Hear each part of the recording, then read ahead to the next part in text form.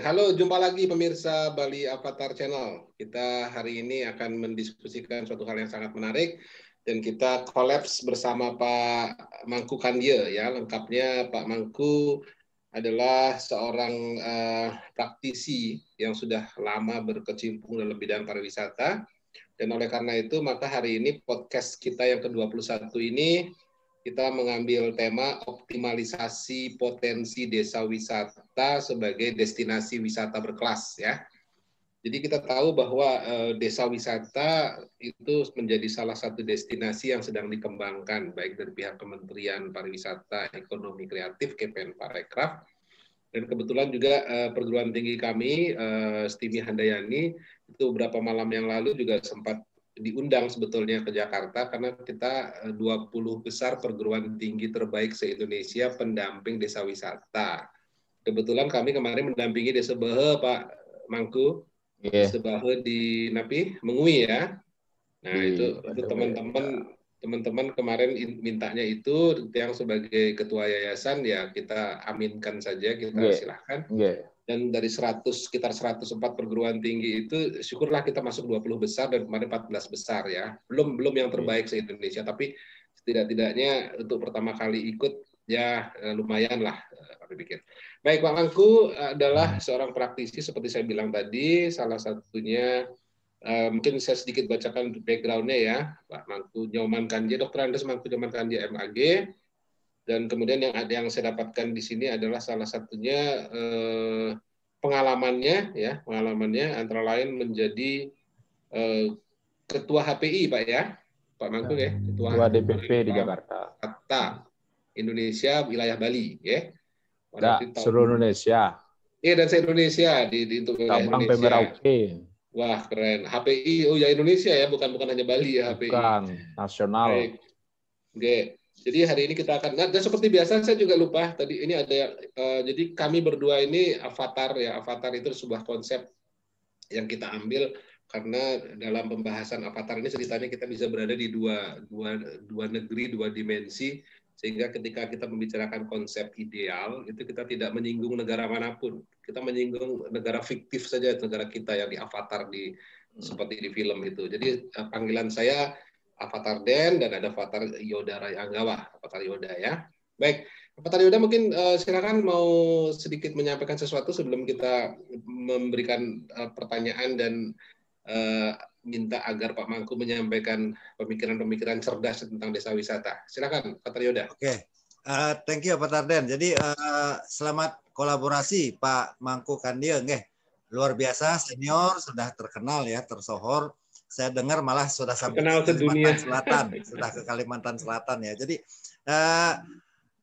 mungkin kita bisa dengarkan dulu aja Pak Kandie ini, saya dengar dari teman-teman DAPI di Bali luar biasa. Pokoknya sudah pelopor, sudah banyak yang dibuat. Jadi mungkin kita dengarkan dulu aja apa yang beliau menyampaikan konsep desa wisata tersebut. Silakan Pak Mangku. Oke, silakan Pak Mangku, silakan terus. Swastiastu, pemirsa yang Swastiastu sama Pak Yoda. Terima kasih kesempatan udah karma baik ya bisa sharing tentang desa wisata. Sebenarnya desa wisata ini titik yang kembangkan adalah anti desa dari mass tourism yang sangat memuakkan bagi saya. Nah, terus terang aja guru saya adalah Ido Raja Batara Cokodo Agung Sukawati ya di Ubud. Ayandanya Pak Wagub itu adalah guru guru yang membimbing saya dari alam niskala, dari avatar. Karena apa? Saya terinspirasi ya dengan sepak terjang beliau ya. Beliau lahir 1910, wafat 1978 gitu. Seorang pungawau pun dan turis bilang beliau adalah raja, the king. Tapi dari pihak Puri belum pernah mengklaim sebagai raja. Gitu. Turisnya bilang the king of Ubud gitu, bukan beliau menamakan diri beliau. Dengan ketulusan beliau ya menerima wisatawan pertama ke Ubud tahun 1927, 100 tahun yang lalu, namanya Walter Spies, seorang pianis dari Yogyakarta ya. Ini pun juga berkat kakak kandung beliau Cokodo Agung Gede Rako Sukwati yang merupakan Presiden NIP negara Indonesia Timur di kala itu.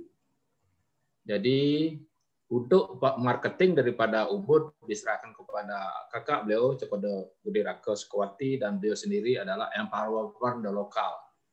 Ubud sebenarnya adalah sebuah desa. Zaman Bupati Suryawan diangkat menjadi lurah, sebenarnya desa, benar.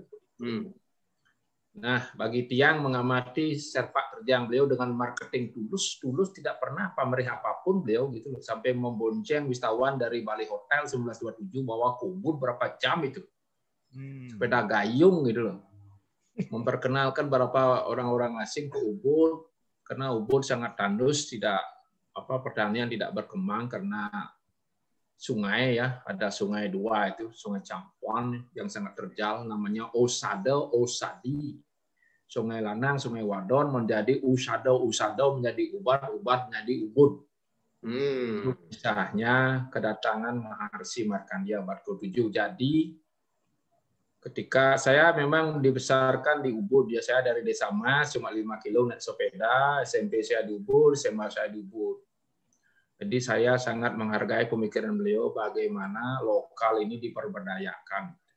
Sesuai dengan konsep Gubernur kita Edo Bagus Mantro ya, sudah ada Perda 1974 bahwa pariwisata yang kita bangun adalah berdasarkan budaya. Kalau pariwisata itu dibangun berdasarkan budaya, it's mean that the local play the roles gitu. The local yang menjadi subjek, bukan di balik mass tourism kapital datang. Jadilah seperti carut-marut seperti sekarang ini ya. Nah itu tidak tahu kenapa gubernur sebelumnya tidak melanjutkan apa yang telah diterapkan oleh Gubernur Mantro. Sangat sayangkan sekali. Gitu. Pemegang keputusan omongannya cuma duit. Artinya kerusakan lingkungan terjadi di mana-mana. Saya kembali bergerak menata desa wisata ini karena saya dipakai oleh Pak Jero Wacik ya, Menbudpar pada waktu itu 2004, 2014 ada program PMP Mandiri, Program Nasional Pemberdayaan Masyarakat.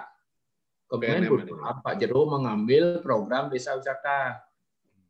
Kebetulan saya dekat sama beliau, saya menjadi narasumber tingkat nasional di bidang desa wisata dari 2009 itu zaman Presiden SBY mengembangkan desa wisata dari Sabang sampai Merauke sebagai program nasional pemberdayaan masyarakat. Nah, di sanalah keterlibatan saya di pusat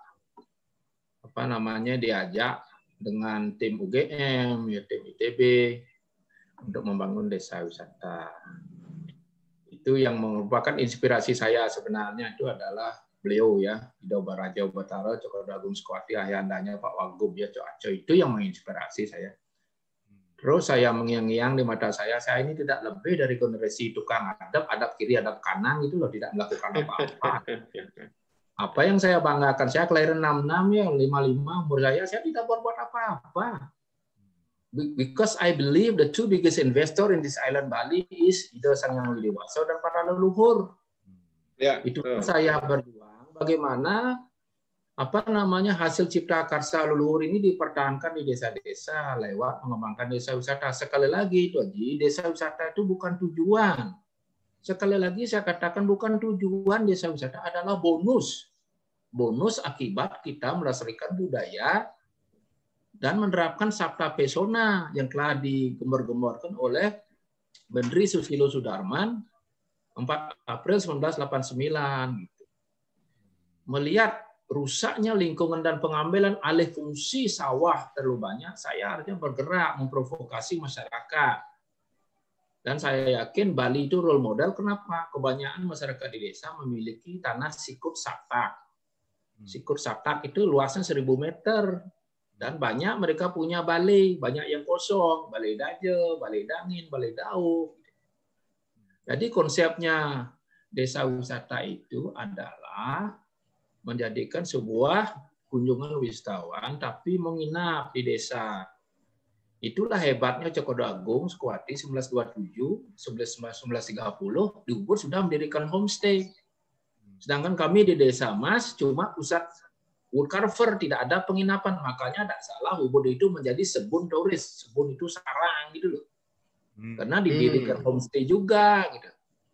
Nah, pemikiran Ubud ini sebenarnya memperkenalkan pariwisata Bali di tingkat dunia dengan kehadiran di 51 penari ke Paris 1931. mereka membawa ke Paris zamannya The Colonial Belanda. Dipercayakanlah seniman ubon dan pelihatan Legong itu ke Paris. Nah, yang desa saya ini jarang ditahu oleh generasi muda. Begitu mereka naik kapal uap loh. Naik kapal uap 1 tahun mereka melawang di Paris sampai menurut Codoputra candinya itu terbakar, itu candi benar-benar dibawa ke Paris terbakar, menjadikan perhatian dunia zaman jajahan Belanda pada waktu itu. Where is that? This is Bali. Dari sanalah Bali mulai. Sekarang ini kan euforia, semua ngomongin desa wisata, tapi tak ngerti sejarahnya gimana itu loh. Sampai harus jalan sudah tanah yang unik, di aspal semua. Bukan gitu maksudnya. Saya stres kadang-kadang gitu loh. Ada Balai Banjar sudah heritage, ada bonus ada bansos sudah habis cerita itu gitu. Nah, semacam inilah saya sekarang berusaha dari sisa-sisa pengerusakan semua ini heritage ini saya bertahan gitu loh. Dengan senang hati secara relawan saya dengan marketing tulus apa yang diajarkan Cokodo Agung itu yang saya lakukan. Saya tidak minta bayar atau apa, saya memberitahu kalau Anda tidak mempertahankan bangunan kuno keunikan sendiri Anda akan tidak didatang. Jadi prinsipnya disebut desa wisata itu adalah mulai ke keunikan. Apakah keunikan intangible atau tangible? Intangible bisa aja bercerita, tangible bisa dilihat. Tuaji membangun desa wisata itu gampang, wacana juga, wacana gampang, ngomongin gampang, ngomongin gitu loh. Tapi melakukan itu berat. Ya, betul. Mudah apa? Janganlah sekarang-kadang desa wisata itu hanya menjadi proyek anggaran pusat saja, digelontorkan ke desa-desa sebagai anggaran proyek, itu selesai. Salah satu indikatornya itu ya. Semua alasan pariwisata proyek-proyek pusat mengeluarkan dana tidak jelas gitu loh. Proyek Pak ya. Sementara kita harus bayar pajak. Saya sebagai pelaku homestay juga harus bayar mati-matian. Zaman COVID pun listrik tidak pernah turun. Harus bayar gitu loh. Dikejar-kejar pajak. Tapi begitu uang terkumpul tidak jelas kemana. Kong kali kong semua ini. Nah maaf aja beginilah karya saya ini Mangkukan dia gitu dalam suatu kejujuran dalam penggunaan anggaran. Jadi saya karena terinspirasi oleh beliau, desa mas saya sendiri merupakan adalah desa wisata berbasis wood cover. 1930 Cokodo Agung Swati mempunyai ipar di mas namanya Cokodo Agung Kanaka. Beliaulah Hali Kerawitan yang membuka hubungan antara Amerika Serikat dengan Bali melalui UCLA, University California of Los Angeles. UCLA. Ya, 1960 beliau menjadi guru luar biasa ke UCLA. Ke UCLA yang dinikmati sekarang oleh dosen-dosen di ISI. Tapi nobody knows. Siapa itu Cokodo Agung Mas Kanaka? Nobody knows gitu loh. Dilupakan begitu lewat-lewat aja. Semua mengaku pahlawan gitu loh. Harusnya dia menghargai sejarah. Maaf ini agak emosi ini ginilah saya kadang-kadang ya. Banyak sekali. Harus dihargain Pak, luar biasa. Ya. Nobody knows apakah sertifikat spesial pun tidak. Selemar pun tidak ada, apalagi perguruan tinggi tidak pernah peduli. Tidak pernah peduli Udayana begitu kami banggakan nampak dibangun apa sih kerjaan Udayana selama ini? Itu loh, selalu mengagumkan akademisi. Sama saya kadang-kadang jengkel loh, saya seorang guide gitu loh. Dosen-dosen ngajar guiding, tidak pernah guide. Makanya mahasiswanya tidak pernah jadi guide. Banyak sekali dosen dilakukan oleh university gitu loh. Buka fakultas pertanian, dosennya tidak pernah bertani. Gimana muridnya di petani? Ya, betul. Ini adalah otokritik saya. Jangan cuma menang gelar-gelor jadinya semua gitu loh. Kembali ke desa wisata, ayolah para dosen, para dokter nginap di desa sekali-sekali. Ini kan menjadi fenomena. Begitu mereka studi banding dari Jawa, bilang desa wisata, tapi nginapnya di hotel bintang 5, tidak pernah mau nginap di homestay. Nah, gimana ini modelnya ini? Ini semua bohong. Ya. Sorry to say, I'm so sorry to say gitu, karena saya guide 36 tahun ngerti lapangan gitu loh. Tapi belum pernah dihargai ngajar memberi sharing di universitas besar. Padahal 36 tahun kalau saya sudah jadi profesor, Gus. Benar. Iya, betul. Pengalaman saya sudah guru besar. Sebenarnya itu kan di kertas saja guru besar. Yang penting rajin sekolah dapat guru besar. Saya sekarang kandidat doktor agak lama sekolahnya karena jadi duit aja. Doktor saya teologi di HIADN. Sekarang universitas saya berubah jadi Universitas Subriwa.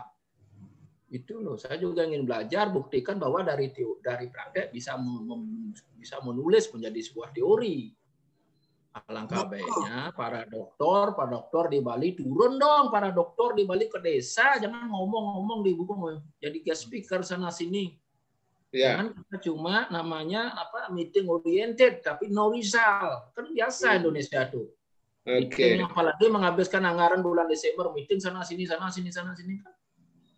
Nah, pendekatannya project. Iya, saya sekarang di Desa Wisata Mas berusaha loh. Tidak ada yang membayar saya. Saya 2010 saya sampai merengek sama Jero Wacik.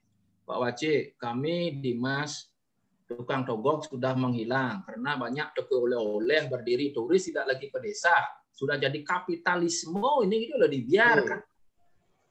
Masa di Denpasar orang jual wood carving terus pematung kami 6.000 hilang jadi tukang bangun ini semua miskin gimana nih? Kok tidak ada pernah kajian gitu loh? Kajilah, akademisi turunlah mengkaji lah. Kenapa sih pematung di Mas hilang dari 6.000 masih 50 biji gitu loh? Nah ini yang menjadi rasa saya jengah gitu loh. Jengah saya gimana cara mengembalikan turis-turis ke Mas? Akhirnya saya sangkep dengan ini semua berbekal saya membiayai mereka sangkep. Tanya Pak Kepala Desa, ada uang untuk coffee break? Tidak ada loh, saya yang bayar.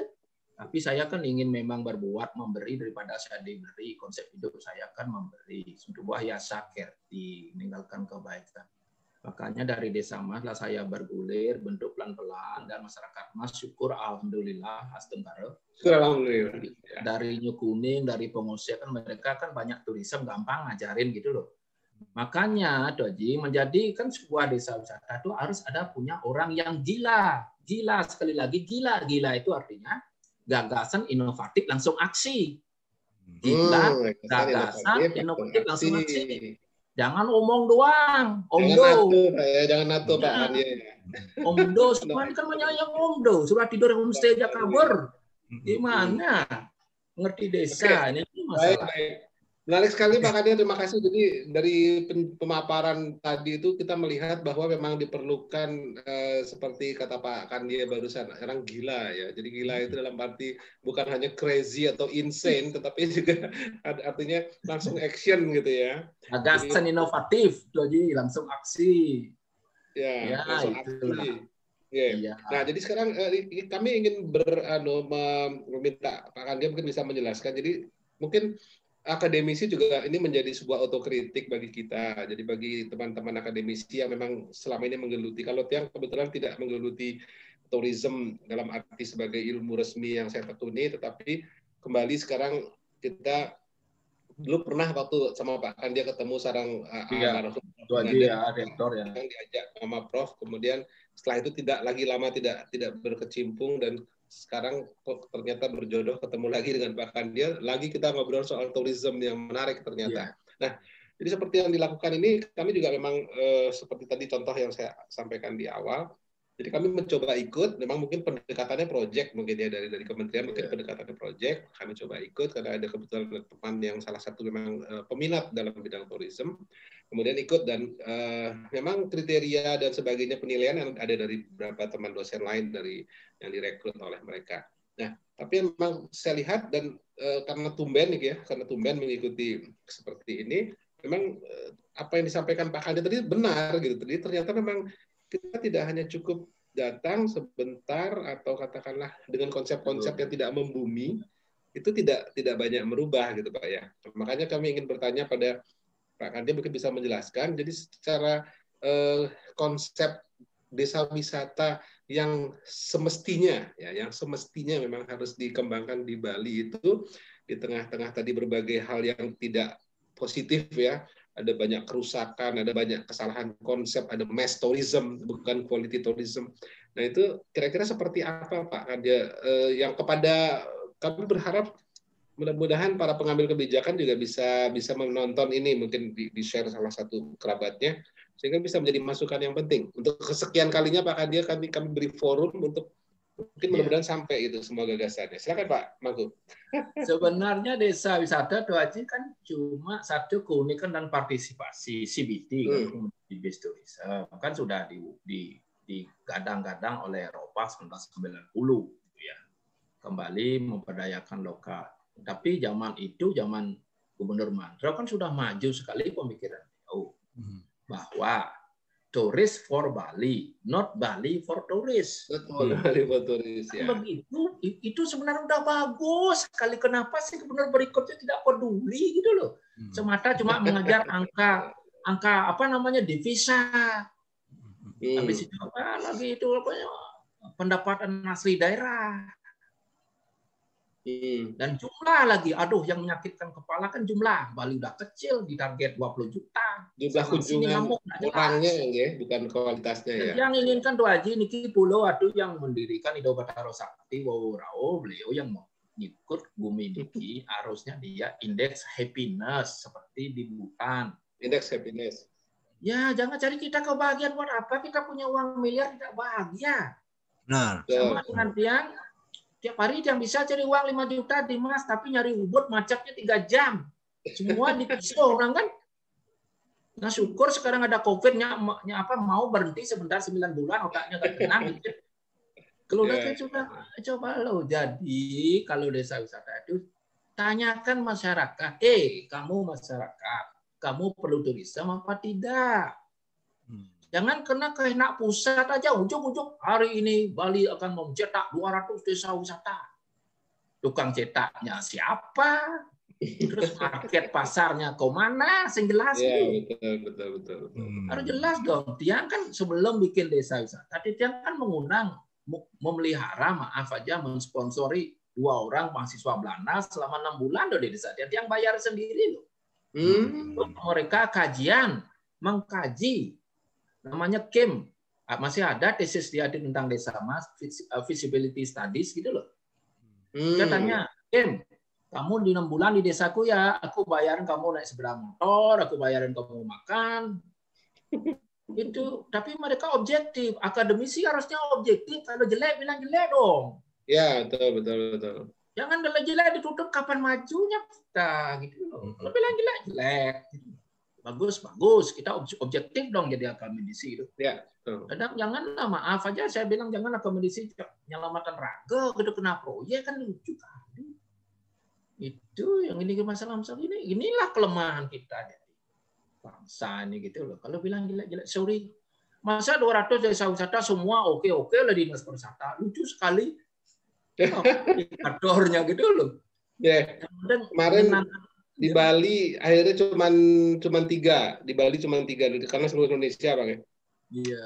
Yang terbaik dapat Riau, yang kemarin terbaik dapat Riau dan memang katanya kita sempat tanya diskusi kriteria penilaiannya apa. Jadi yang dinilai itu bukan desa wisatanya sendiri, tetapi bagaimana perguruan tinggi itu mempunyai efforts, mempunyai upaya untuk bisa membuat masyarakat di desa itu sadar dengan potensi wisatanya. Itu ternyata yang dilihat. Jadi bukan apakah desa itu memang sudah layak dikunjungi atau tidak, tapi jadi lebih kepada semacam proses edukasi. Nah, tapi makanya dia bilang, wah ini memang proses panjang sebetulnya. Tidak bisa kita hanya katakanlah semacam jadi proyek tahunan, tapi harus ada komitmen yang penuh seperti misalnya Pak Kandia contoh di sini kan full committed dengan konsep-konsep yang jelas sehingga memang itu long life efforts, tidak hanya sekedar satu tahun 2 tahun. Begitu ya, Pak. Mungkin ada pertanyaan untuk digali dieksplor lagi dari dia nih. Oke.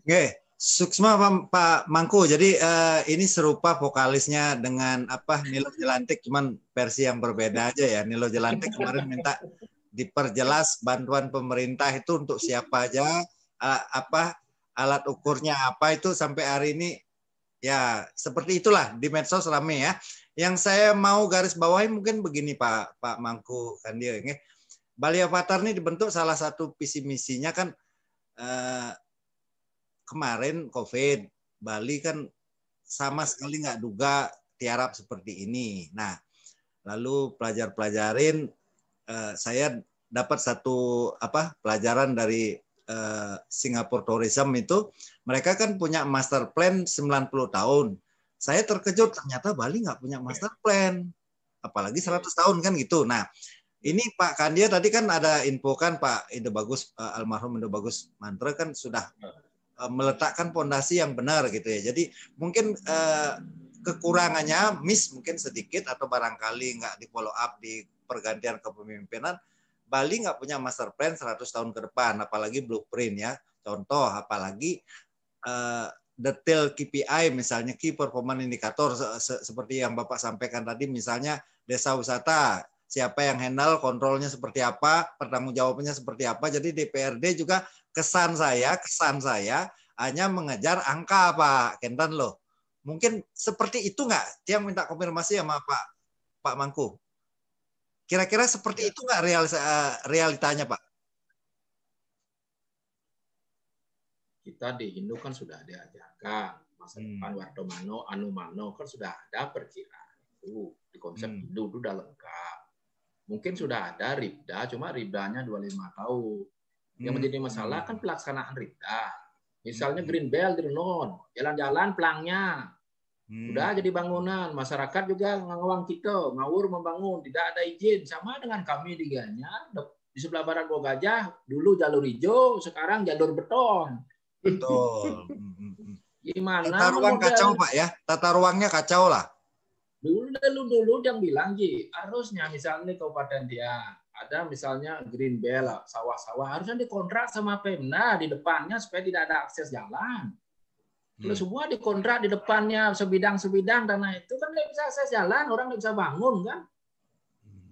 Harusnya dana pariwisata itu dilibatkan ke sana. Jadi sabau mau beton semua protes. Besok ada pemilihan bupati gubernur kan langsung rakyat ngasih pilihan, bingung pemimpinnya. Kalau protes besok saya tidak dipilih kan itu masalahnya. Itu kok politik lagi lemah sekali, kita Pak Bupati pun susah juga kalau ngarang itu tidak dipilih lagi. Ya tinggal aja kerusakan gitu loh. Siapa yang lebih power itu? Satpol PP ya sudah, teman-teman Satpol PP kalau gajinya kecil tidur dia dapat pergi kan. Itu masalahnya semua sebenarnya yang di pariwisata kan 3 hal yang bergerak. Pemerintah, swasta, masyarakat. Nah, masyarakat ini perlu dididik. Seperti yang di desa wisata, berbuat-buat yang mikir desa wisata 5 tahun loh. Desa Mas yang sudah maju 5 tahun saya menyadarkan. 5 tahun saya berjuang mendekati klien banyak, semua anak-anak muda mengerti. Ya. Ya, ini maaf Pak, karena durasi juga Pak. Jadi mungkin agak stressing dikit nanti.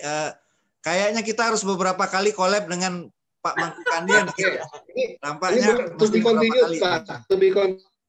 Pak, jadi karena durasi ya kita harus tutup dulu ya, Pak Mangku ya. Jadi nanti ini episode 1 bisa dilanjutkan. Oke baik, terima kasih semua pemirsa Bali Avatar Channel. Kita cukupkan dulu di sini. Banyak hal menarik yang masih harus didiskusikan. Nanti kita lanjut lagi di episode berikutnya. Ya. Mudah-mudahan ini jadi inspirasi. Terima kasih. Jangan lupa. Jangan lupa subscribe. Ya, ini buat otoritas Bapak Gubernur, Bupati, Wali Kota, siapapun yang mendengar podcast ini. Sesuai dengan janji kami di Bali Avatar, Bali mesti segera buat master plan dan blueprint 100 tahun pariwisata ke depan. Begitu ya kira-kira Pak Mangku nge? Nge, Suksma, oke. Suksma, terima kasih. Oke, salam. I keep a photograph in which we were in love, caught in your eyes, waiting for the sunrise.